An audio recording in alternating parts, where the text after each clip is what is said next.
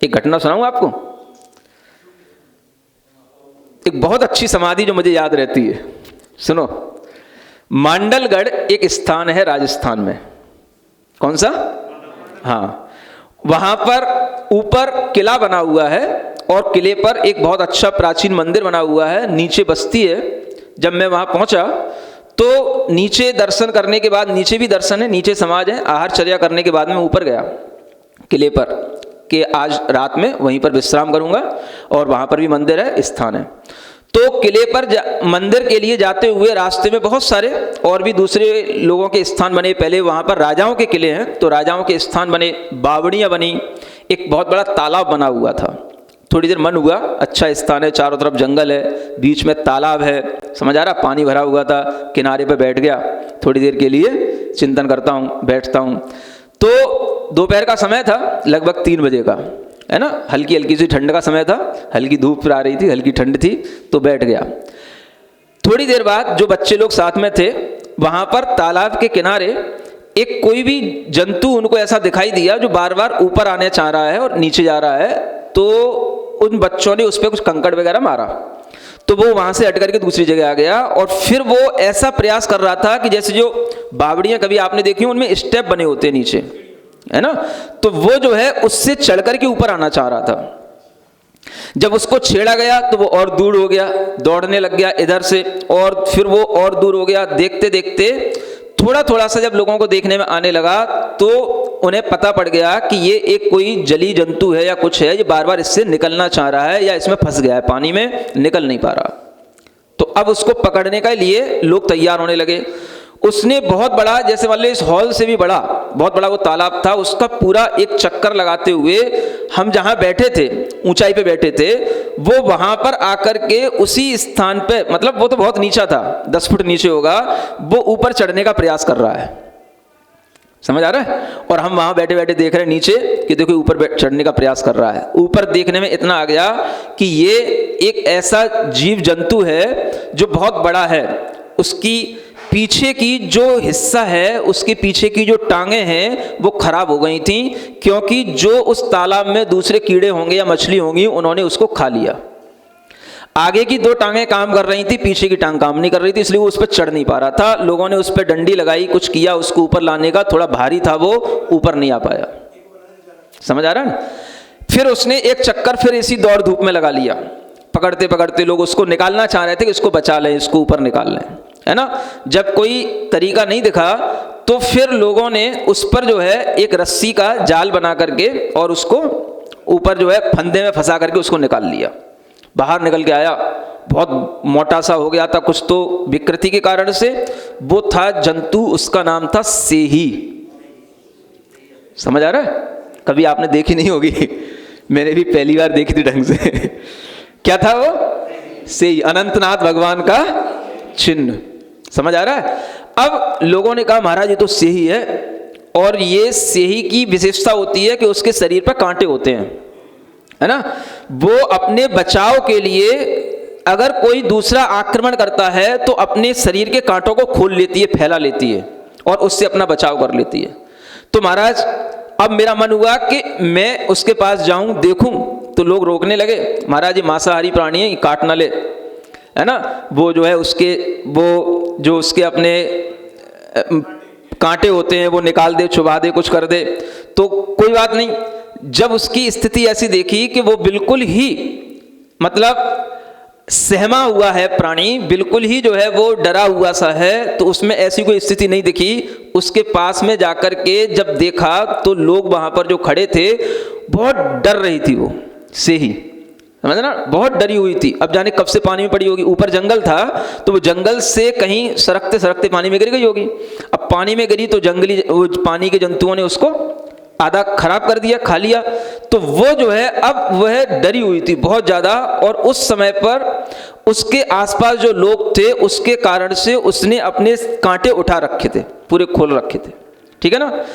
जब हम वहां पहुंचे हमने कहा तुम लोग यहां से हटो, केवल 1-2 बच्चे रहे, बाकी सब भीड़ को हटाया। उसको वहां पर जाकर के जैसे किसी मनुष्य को समझाना होता है ना, उसकी आंखें देख करके वो ऐसे खोल के देख रही थी जैसे कोई मुझे क्या करने वाला है। समझ आ रहा है ना? उसकी हालत देख करके उसको सहलाते हुए, तुम्हारे लिए यहां पर कोई कुछ नहीं बिगाड़ेगा, बिल्कुल निश्चिंत रहो, शांत हो जाओ, कोई डरने की बात नहीं। णमोकार मंत्र उसको सुनाना शुरू कर दिया। जो तुमने पाप किया था उस पाप के फल से तुम्हारी ऐसी दशा हुई है, अपने मन में विचार कर लो, हमें किसी भी तरीके का अब कोई हिंसात्मक भोजन नहीं करना, किसी को मारना नहीं, कोई पाप नहीं करना। किसको समझा रहा हूं? सही को, तुमको नहीं। जैसा ही उसके लिए ऐसा बोला, उसने अपने सारे कांटे सिकोड़ लिए। कांटे सिकोड़ने का मतलब हो गया, मैं समझ गया ये आश्वस्त हो गई अब ये, अब इसको समझ में आ गया मुझे डर नहीं है। समझ आ रहा है? ऐसा करते करते वहां पर 4 बज गए। समझ आ रहा है? जाना था अपने को दूसरी जगह, क्योंकि ठंड का टाइम है। अब क्या करें? अब उसकी सुरक्षा की बात थी। बगल में एक छोटी सी ऐसी खो टाइप की थी, मतलब ऐसा थोड़ा सा दबा ढका स्थान। मैंने बच्चों से कहा कि इसको जो है इस स्थान तक, यहां तक पहुंचा दो, लेकिन वो बच्चे भी उसको उठा नहीं पाए, वो बहुत भारी हो गई थी।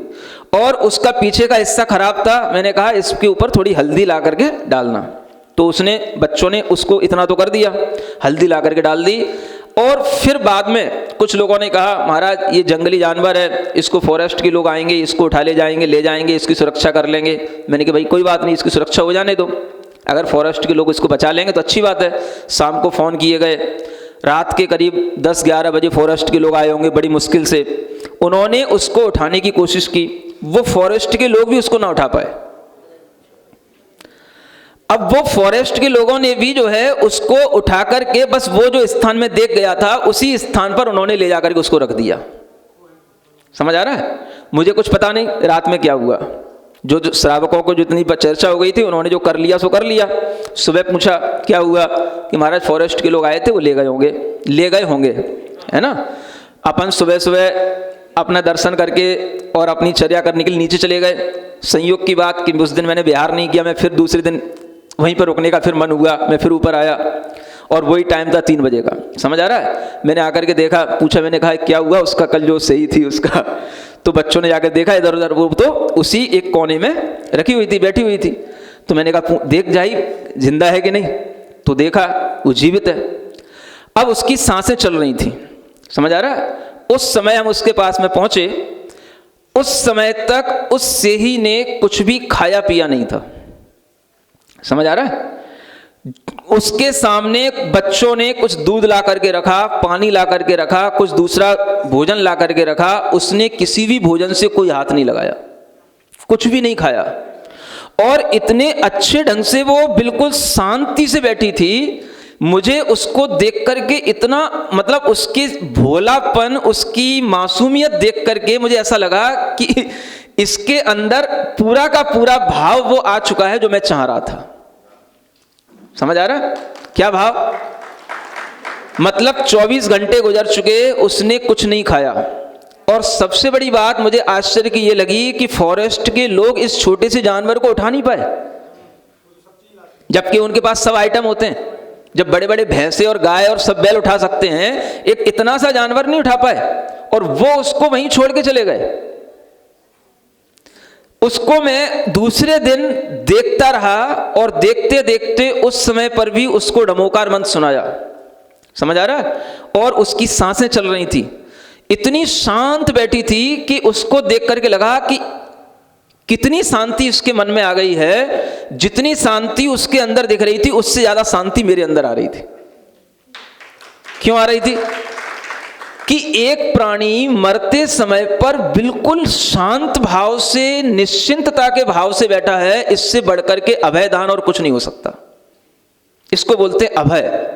उसको अभय मिल गया, कोई आकुलता नहीं। जहां उसको वो छोड़ गए थे, बिठा गए थे, वहीं बैठी थी, ना 1 इंच इधर उठी, ना कुछ भी उसने छटपटाहट की, और वो वहीं बैठी बैठी। सबसे बड़ी बात, उसका शरीर पीछे का घायल था, ना कोई वहां चींटी थी, ना मक्खी थी, सब कुछ बिल्कुल उसने अपने पीछे के हिस्से को सिकोड़ लिया था। ऐसा लग ही नहीं रहा था कि पीछे से वो घायल है। इतनी अच्छी दिख रही थी वो से ही, इतनी मासूम, और इतनी शांत कि उसको देख करके लगा कि एक बहुत अच्छा काम हो गया, बहुत अच्छी जीव की रक्षा हो गई। जब उसके लिए कुछ खाने पीने को कहा गया, बच्चों ने कुछ ला करके दिया, उसने कुछ भी चीज पे कोई रिएक्शन नहीं किया, और उसी समय पर देखते देखते 10 मिनट के अंदर उसके प्राण उसने त्याग दिए। समझ आ रहा है?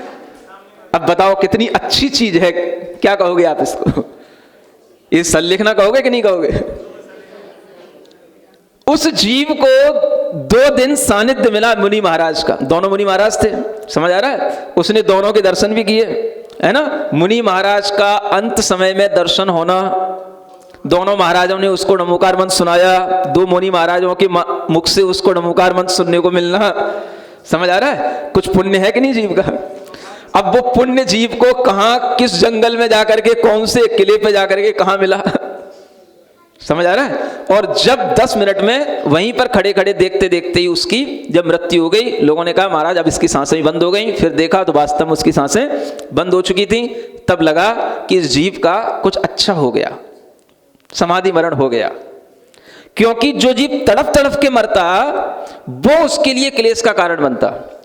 मरण के समय पर सबसे बड़ी चीज यही सिखाई जाती है कि वो जीव को शांत परिणाम मिले।